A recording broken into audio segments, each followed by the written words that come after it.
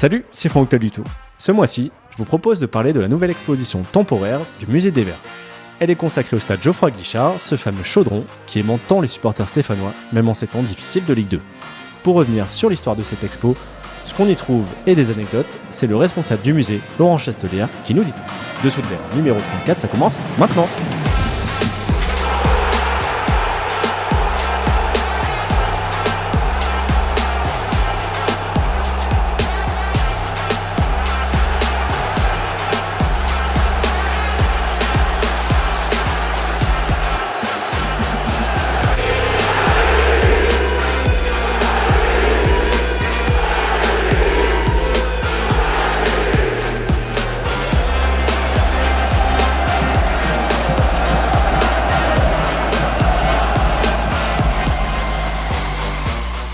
Salut Laurent.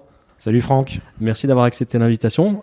Merci à toi. Alors j'ai souhaité profiter de l'expo que consacre le Musée des Verts au stade Geoffroy Guichard pour revenir sur ce lieu qui doit évoquer pas mal de choses aux personnes qui nous écoutent. Des bons souvenirs et puis des moins bons évidemment, notamment en ce moment malheureusement. Est-ce que tu peux nous raconter comment est né ce projet d'expo temporaire ? Alors c'est un projet d'expo temporaire qui est lié à un anniversaire tout simplement. En septembre 2021, on a fêté en fait déjà les 90 ans de l'inauguration du stade. Le 13 septembre 1931. Et donc à l'époque, on aurait dû faire déjà l'expo à ce moment-là, sauf que, comme chacun sait, il y a eu une petite épidémie de Covid qui nous embête un petit peu l'humanité entière depuis 2020, et du coup on a été obligé de la repousser pour pouvoir la faire dans de bonnes conditions. Donc la nouvelle expo temporaire consacrée au stade est décalée d'un an, et c'est pour ça qu'on colle pas parfaitement à l'anniversaire du stade, mais en tout cas l'idée est née en fait par rapport à cette date anniversaire initialement. L'idée de cette émission, c'est évidemment pas de remplacer une visite sur place, bien sûr, mais plutôt d'encourager. Est-ce que tu peux nous raconter quand même comment l'expo est articulée et ce qu'on peut trouver là-bas ? Alors on va dire qu'il y a plusieurs parties dans l'expo. Il y a plus une première partie vraiment purement historique où on revient déjà sur qui était Geoffroy Guichard, la personne. Parce qu'en fait, aujourd'hui, il y a beaucoup de personnes dans la France et même en Europe, voire dans le monde entier, qui connaissent en fait le nom de Geoffroy Guichard via le stade. Mais peu de personnes, si elles sont pas stéphanoises, qui savent forcément que c'est lié à la société Casino. Également les noms des tribunes, parce que souvent, quand les supporters vont dans telle tribune, ils vont dire je suis en Henri Point, je suis en Foran, je suis en Paray, je suis en Paray supérieur, je suis en Jean Snella, etc. Sans forcément savoir, notamment les plus jeunes, qui se cachent derrière ces personnes-là et ces noms-là. Également, tout autour du stade, en fait, on a tout un tas de rues, de places, de boulevards, etc., qui sont quasiment tous liés à d'anciennes figures du club, que ce soit d'anciens joueurs, d'anciens dirigeants, d'anciens entraîneurs. Donc on revient également là-dessus. Ensuite, il y a tout l'historique du stade en termes de transformation architecturale. Entre le stade de 1931 et puis le stade de l'Euro 2016, il y a eu forcément beaucoup de transformations. Il y en a d'ailleurs encore actuellement avec les travaux en prévision de la Coupe du Monde de rugby et des Jeux Olympiques l'année suivante. Donc il y a toute cette partie-là. Il y a également la partie, on va dire, hors ASSE et hors stade sur les autres clubs ou les autres équipes nationales qui ont pu fouler la pelouse de Geoffroy Guichard. Donc que ce soit sur les grandes compétitions internationales, donc ça a commencé avec l'Euro 84, il y a eu la Coupe du Monde 98 bien sûr, la Coupe des Confédérations, la Coupe du Monde de rugby, l'Euro 2016. Là, je viens de le citer un instant, il y a également donc la Coupe du Monde de rugby qui va revenir dès l'année prochaine, et puis les Jeux Olympiques par contre pour la première fois de l'histoire du stade. Il y a eu également tout un tas de matchs de Coupe de France sans que la SSE y participe.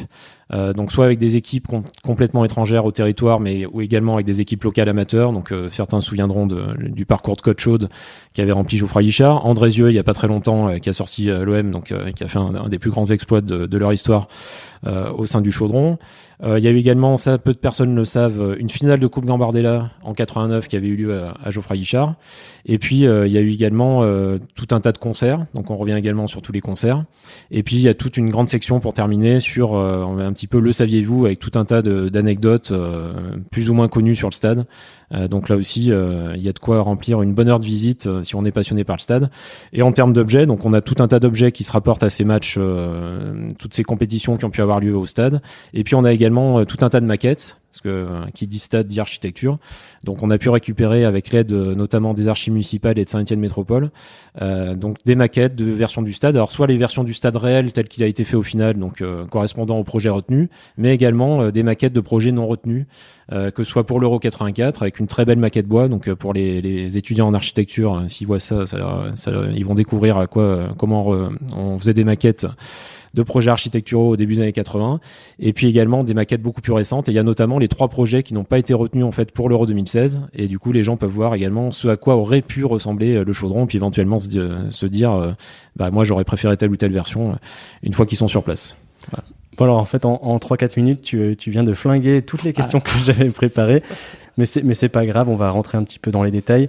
Je pense que pas mal de personnes, pour avoir fait moi-même le tour rapidement, même les personnes qui sont quand même très connaisseuses vont découvrir des choses sur place. Sans tout dévoiler encore une fois, est-ce que tu peux nous citer peut-être quelques infos surprenantes ou des anecdotes assez cocasses qui te viennent en tête? Alors il y a une des choses dont les gens se rappellent plus, c'est en tout cas peu de gens s'en rappellent parce que il y a beaucoup de supporters d'aujourd'hui qui n'étaient pas nés. C'est quand Henrys, donc il y a une grande figure locale de Saint-Étienne, mais qui était connu à l'international, donc un très grand funambule. Il a traversé le stade Geoffroy-Guichard avant un match contre Lens dans les années 80, donc en diagonale. Donc ça, c'est un truc complètement incroyable qui s'est passé au stade et qui peut paraître complètement fou aujourd'hui quand on y pense. On a également des photos de jeunes joueurs en formation qui, à l'époque, avant un match de Coupe d'Europe en 79, montaient juste au-dessus de leur chambre et suivaient le match depuis le toit de Geoffroy-Guichard. Donc ça peut paraître complètement fou quand on y pense aujourd'hui, mais donc ils restaient sur la toiture pour suivre la rencontre en plein froid. Donc ça peut paraître très original. Et puis il y a également les fameuses anecdotes des trous dans la pelouse, où en fait dans les années 60, juste quelques jours avant un match, il y a un trou en fait qui apparaît dans la pelouse, parce qu'en fait le stade est construit sur d'anciennes galeries de mines, et du coup ils sont obligés d'appeler en urgence des ingénieurs de l'école des mines pour résoudre le problème avant leur match. Et même plus récemment, en fait, sur les travaux de réfection de la pelouse avant la Coupe du Monde 98, il y a également une photo en fait où on voit Michel Petimaire de la société SIC-Infra 42, qui a travaillé sur la vérification du sous-sol du stade, qui est en fait avec son casque en train de sortir d'un trou de la pelouse, parce qu'en fait à l'époque, quand ils ont vraiment repris en profondeur la pelouse, ils se sont rendus compte que avec juste quelques mètres de profondeur, on avait encore d'anciens trous de galeries de mines qui étaient présents en fait. Voilà, donc ça peut paraître complètement fou quand on voit le stade aujourd'hui. La plupart des gens s'imaginent pas du tout à quoi ça pouvait ressembler forcément il y a des dizaines d'années, quoi. Tu as dit pas mal de choses sur l'histoire de ce stade, qui a donc fêté, je le rappelle, ses 90 ans en septembre 2021. Si je compte bien, ça fait donc, comme tu l'as dit, 1931. C'est une époque où la Saint-Étienne n'existe pas encore. Oui, tout à fait. Quelle est la situation du foot ici à Saint-Étienne à l'époque Alors à l'époque, donc il y a l'association sportive stéphanoise, qui est en fait juste l'ancêtre de la SS, enfin de la SSE pour le coup. Là à l'époque, l'association sportive stéphanoise, comme les initiales l'indiquent, c'est la SS. C'est le nom qui est resté aujourd'hui quand on dit SS. Voilà, d'ailleurs pour beaucoup, je dirais peut-être plus pour les Stéphanois purs que pour les gens de l'extérieur, ils vont souvent dire la SS tout court, effectivement, sans prononcer le E final. Le E va se rajouter en fait le 26 juin 1933 quand le club va passer professionnel. Et en fait, le match inaugural de football du stade, c'est une réunion de la SS avec le Sporting Club de Saint-Étienne, qui était un petit peu le grand club avant la création de la SS et l'arrivée de Casino en gros dans le paysage footballistique local.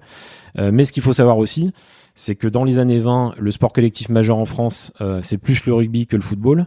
Et d'ailleurs, le match phare de l'inauguration du stade en 1931, c'est pas un match de football, c'est un match de rugby entre le Stade Forestier Universitaire, une entente, et puis l'ASM, l'AS Montferrand, Clermont Rugby aujourd'hui, quoi. Voilà, donc ça aussi, des fois, le choix d'un sport majeur dans une ville, ça se joue à peu de choses, quoi. Et du coup, s'il n'y avait pas encore de club professionnel, oui. À quel besoin répond la construction d'un stade, parce que c'est pas anodin, ce sont des travaux quand même onéreux. Pourquoi on se lance dans ces travaux-là? Alors déjà, ce qu'il faut savoir, c'est que le stade au départ, c'est un stade privé, vu qu'il est financé essentiellement par la famille Guichard, via la société des Amis du Sport. Alors il y a un appel à souscription auprès des Stéphanois, mais en fait, la famille Guichard représente vraiment, je crois de mémoire quasiment plus de 90% des actions en question. Donc on peut dire clairement que le stade a été financé très majoritairement par la famille Guichard. Il y a une notion de prestige parce que Casino à ce moment-là est déjà une grosse société, donc il y a l'envie d'apporter un équipement majeur pour la ville dans laquelle la société est implantée. Il y a également l'objectif d'apporter également des loisirs aux nombreux salariés de Casino. Voilà, donc on va dire que suivre le sport, c'est un loisir plus sain que d'autres types de loisirs qu'on peut parfois avoir si on n'a rien à faire un dimanche ou un samedi à l'époque. Et donc l'objectif de la construction du stade, c'est d'apporter cet équipement majeur. Et il y a déjà une ambition très importante à l'époque, parce qu'ils vont faire appel à l'architecte en fait qui a construit le stade Yves du Manoir, donc à Colombes, pour les JO de 1924, donc quelques années avant. Donc déjà il y a quand même une notion de prestige. Et puis il y a une piste d'athlétisme. Alors il y a beaucoup de gens qui ne le savent pas, parce qu'aujourd'hui la piste d'athlétisme elle a disparu depuis très longtemps. Mais à l'époque, donc et pendant plus de 25 ans, il va y avoir cette piste d'athlétisme qui va servir donc bien sûr à recevoir des compétitions d'athlètes. Comme c'est un stade privé, il faut pouvoir accueillir le maximum de manifestations possibles. Donc de l'athlète, mais pas que. Par exemple en 53, il va y avoir l'arrivée d'une étape du Tour de France sur la piste d'athlétisme du stade Geoffroy-Guichard, un contre-la-montre entre Lyon et Saint-Étienne d'ailleurs. Et c'est Louison Bobet qui va remporter l'étape, donc à Geoffroy-Guichard. Et d'ailleurs, il y a même des images d'archives qui existent. Nous, on a une petite photo de l'arrivée dans l'expo. Voilà, donc ça permet aux gens de voir à quoi ressemblait cette fameuse piste à l'époque.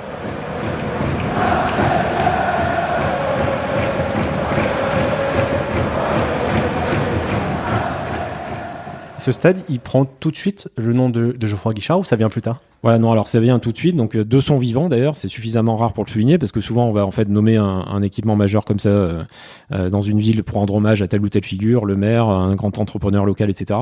Mais là, donc le stade va être nommé de son vivant Geoffroy Guichard.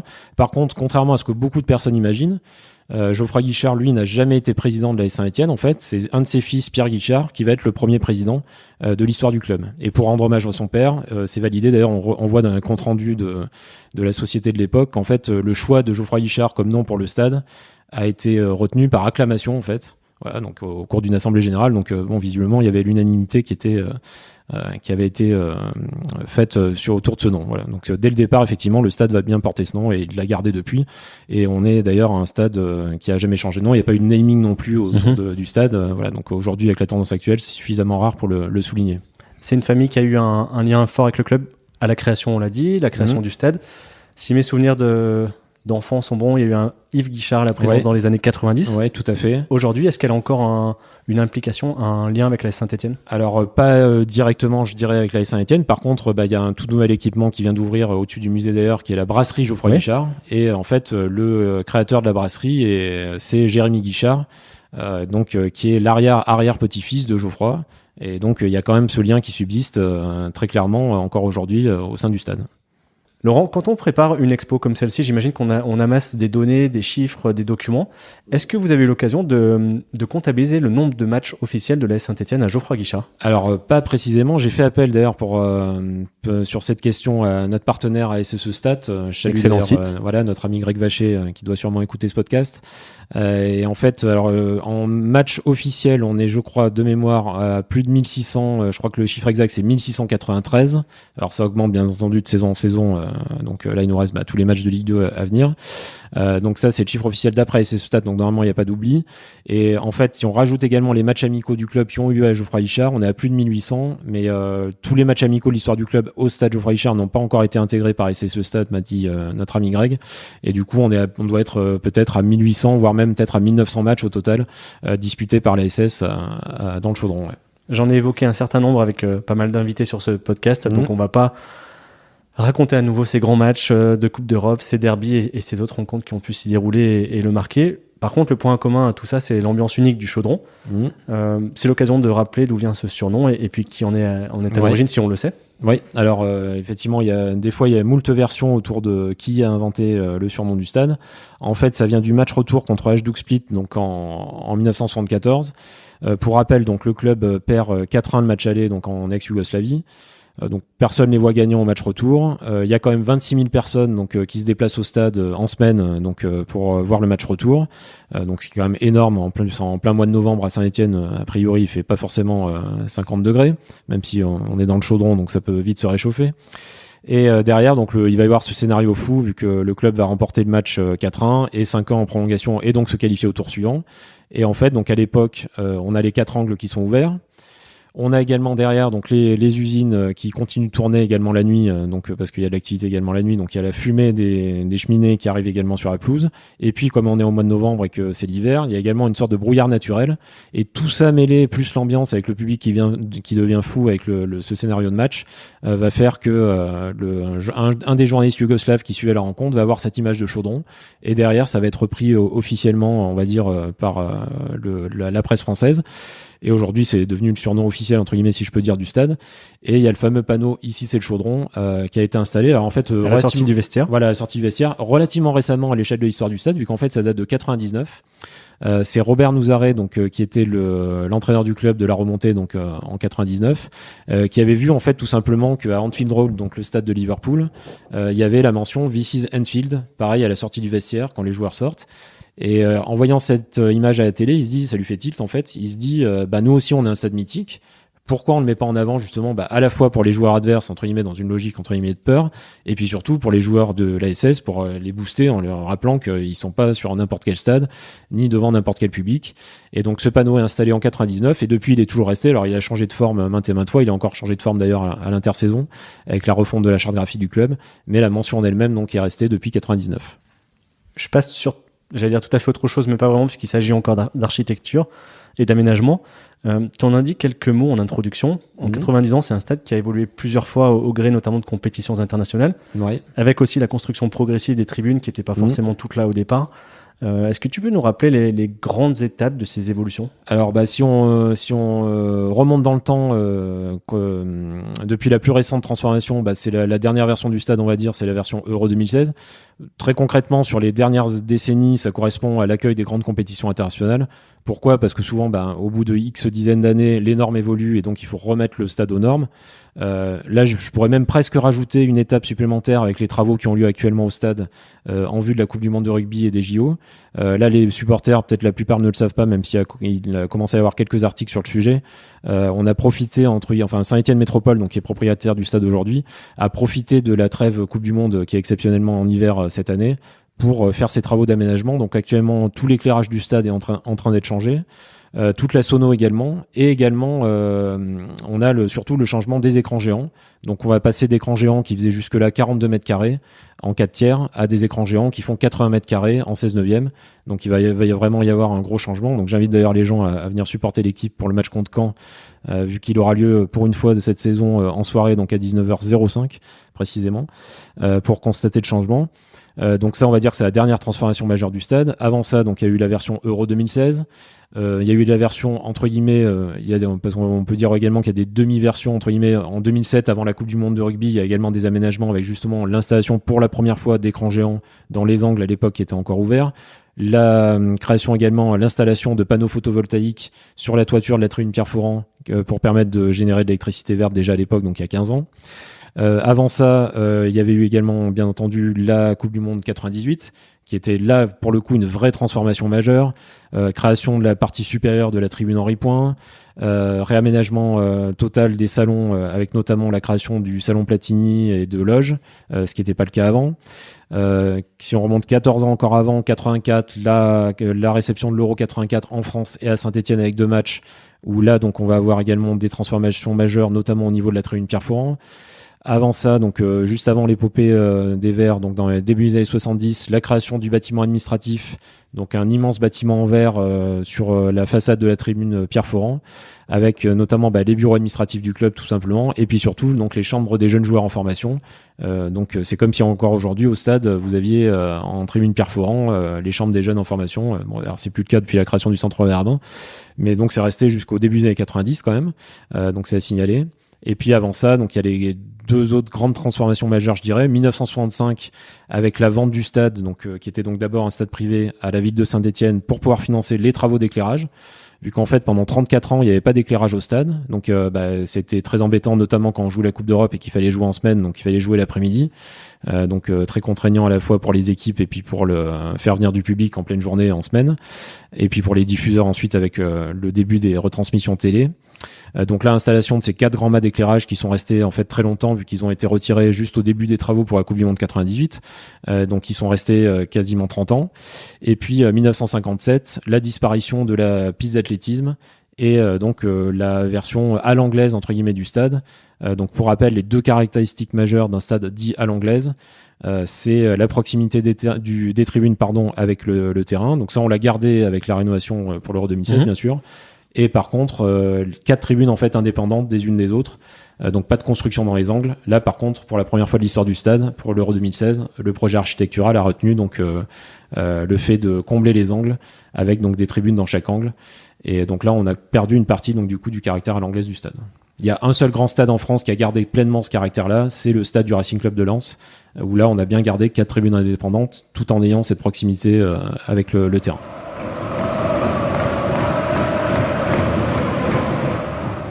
Forcément, quand on parle de Geoffroy Guichard, on pense à AS Saint-Etienne. Mais à part les Verts, il y a aussi les Bleus qui ont pas mal joué. Je pense que la dernière fois, c'était pour le France-Danemark de 2015. Oui, alors les Bleus S, oui. Les Bleus ES, l'équipe de France féminine, plus récemment, donc avec la réception de l'Australie, il y a maintenant déjà 4 ans. Et puis surtout, l'équipe de France, alors masculine, on ne sait pas quand ils vont revenir. Il y aura peut-être un match amical qui va être organisé, ou un match éliminatoire d'ailleurs, pour la prochaine qualif pour l'Euro. Dans quelques mois, mais par contre on sait déjà que l'équipe de France féminine va revenir pour les JO justement, parce qu'on sait qu'un des 3 matchs des Jeux Olympiques 2024, donc sur le tournoi olympique féminin de football, ce sera le match de l'équipe de France le dimanche soir à 21h à Geoffroy Guichard. Donc comme on sait que les JO pour les équipes féminines, ça a beaucoup plus de valeur pour les équipes masculines, vu que là ils peuvent vraiment sélectionner n'importe quelle joueuse, on peut s'attendre à avoir une belle affluence sur ce match-là. Même chose, on associe naturellement ce stade au foot, mais l'Expo, et comme tu le disais encore une fois au début de cet entretien, l'Expo rappelle que pas mal d'autres événements s'y sont tenus. Je pense au rugby, je pense à des concerts. Est-ce que tu veux nous en dire un petit mot ? Bien sûr. Alors côté rugby, il y a 2 matchs marquants assez récemment, sur la dernière décennie. Donc il y avait une demi-finale de top 14 notamment entre Clermont et Toulon. Et puis quelques années après, une demi-finale de Coupe d'Europe de rugby, cette fois entre Clermont et Saracens, avec une qualification clermontoise à chaque fois. Donc les jaunards ont de la chance à Geoffroy Guichard. Et puis en plus, vu la proximité entre les deux villes, il y a généralement beaucoup de supporters de l'ASM qui sont également supporters de l'ASS et vice-versa.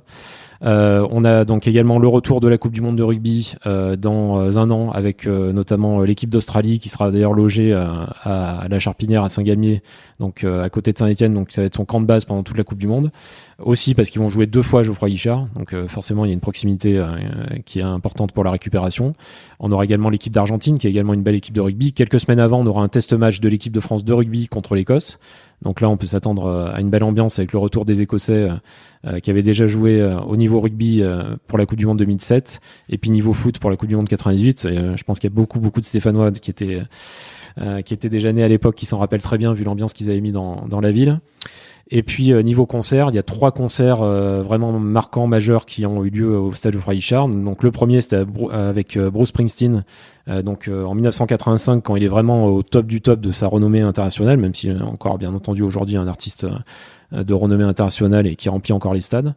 Il avait d'ailleurs fait un geste assez remarquable en donnant un chèque de $10,000 pour aider les chômeurs stéphanois, vu que ça arrivait quelques années après la crise de Manu France notamment et la fermeture de pas mal d'usines. Donc c'est un geste à saluer.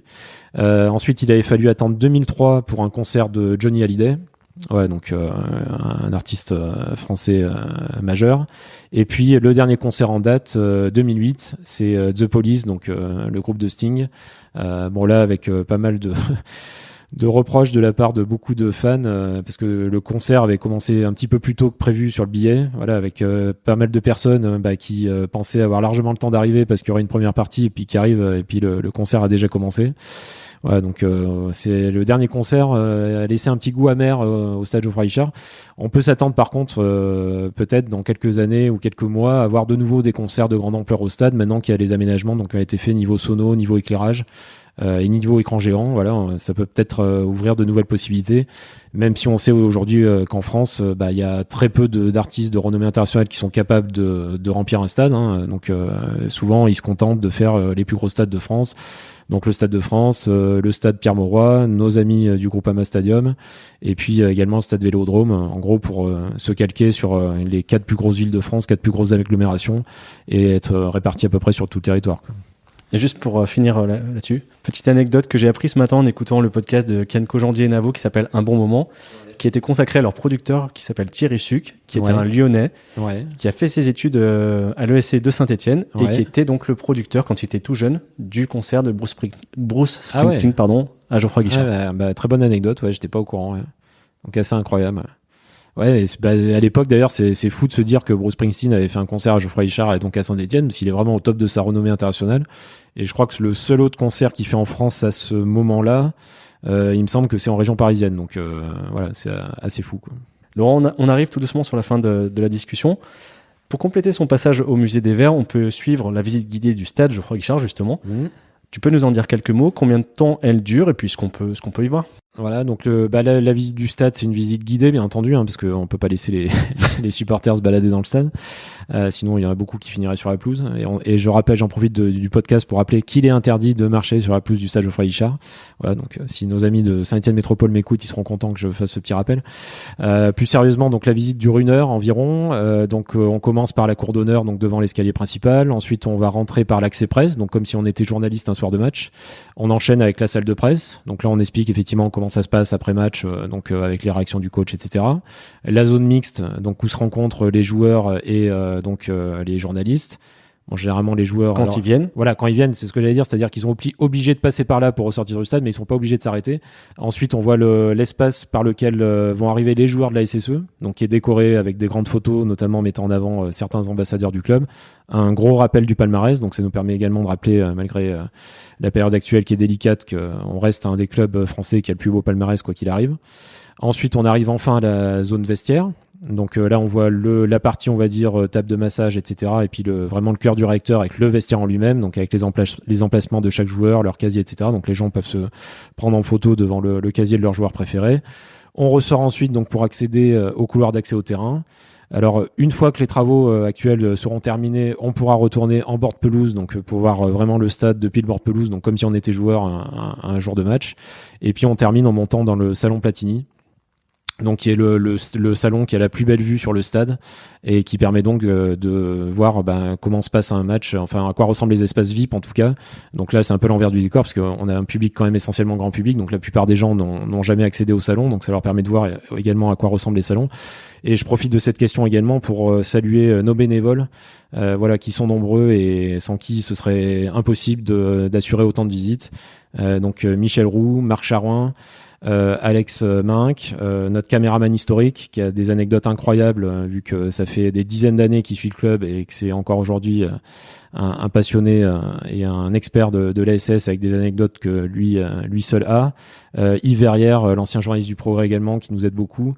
Et Alain Blachon également, l'ancien adjoint de Christophe Galtier notamment, qui là peut faire des visites, on va dire, plus techniques au niveau foot, et notamment dans le vestiaire où il peut nous rejouer parfois certaines scènes d'avant-match ou de mi-temps, ou comment avec parfois un simple discours on change le cours d'un match. Voilà, donc c'est des profils variés et donc d'anciens journalistes, d'anciennes personnes carrément au sein du club dans le staff, d'autres qui sont de simples passionnés. Ça permet à tout le monde d'avoir des anecdotes différentes d'une visite à l'autre.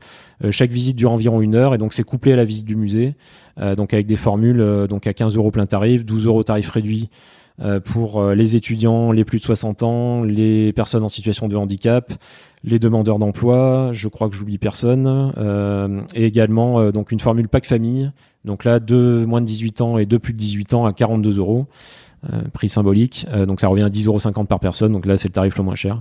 Et on a des visites donc les mercredis et samedis sur les semaines standards, et puis pendant les vacances scolaires, donc là on a des visites du mardi au vendredi, les matins à 11h, l'après-midi à 14h15, 15h30, et puis les samedis à 14h15 et 15h30. Bon, tu es parfait, j'allais te demander des infos pratiques, tu y as répondu.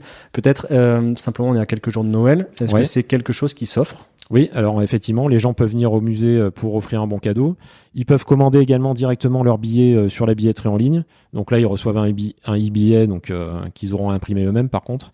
Mais sinon, ils peuvent venir directement au musée et sans problème, on pourra leur offrir des bons cadeaux qui sont valables 1 an. Ouais, donc ça laisse quand même normalement largement le temps aux supporters de venir visiter le musée et le stade. Ils auront juste par contre à bien confirmer s'ils ont pris le stade, il faudra confirmer leur jour de visite et vérifier au préalable qu'il y a bien une visite organisée ce jour-là par définition. Mais sinon c'est tout à fait possible bien entendu d'offrir le musée et la visite de stade en bon cadeau, et j'invite bien entendu tous les auditeurs à le faire. On a commencé en parlant de l'expo, on va finir là-dessus. On a combien de temps concrètement pour s'y rendre? Est-ce qu'il y a une date de fin déjà programmée? Alors, il n'y a pas une date de fin précise actuellement parce que ça va dépendre de pas mal de choses. On ne sait pas encore si on pourra ouvrir ou pas pendant la Coupe du Monde de rugby l'année prochaine. Si on pourra ouvrir, on fera peut-être une expo rugby pour marquer le coup. On a la même problématique en fait l'année suivante autour des JO. Ce qu'il faut savoir encore une fois, c'est que nous, on n'est pas, donc comme je le rappelais tout à l'heure, le propriétaire du stade, c'est Saint-Étienne Métropole, donc le club est juste locataire de la même façon que le musée est locataire de son espace, et donc on est dépendant et dans le périmètre du stade. Donc notamment pour l'Euro 2016 par exemple, l'UEFA ne nous avait pas autorisé à ouvrir ni jour de match ni veille de match, ce qui fait que malheureusement on était passé à côté de 99% des visiteurs internationaux qui étaient venus à Saint-Étienne pour les matchs, et généralement qui avaient suivi leur équipe dans la ville suivante, et donc malheureusement on n'avait pas pu profiter de cet impact majeur de l'Euro à notre niveau. Bon, écoute, c'est parfait. Laurent, un grand merci d'avoir pris le temps de nous raconter tout ça. Merci à toi pour ton invitation et longue vie à Dessous de Verre. Et nous, on souhaite une longue vie aussi à l'expo, un plein succès, puis on encourage tout le monde à aller faire un petit tour. Merci. À bientôt. À bientôt. Merci à Laurent pour sa disponibilité et à vous d'avoir écouté cet épisode jusqu'au bout. J'espère vraiment qu'on vous aura donné envie d'aller faire un tour au Musée des Verts. En attendant, je compte sur vous pour partager ce podcast à vos proches et sur les réseaux sociaux. Vous pouvez également le faire grandir en lui mettant 5 étoiles et un commentaire sur Apple Podcast et Spotify. Direction aussi Facebook, Twitter et Instagram pour continuer la discussion, ou par mail à dessous-de-verre@gmail.com, et on se retrouve bientôt pour un nouvel épisode. Ciao!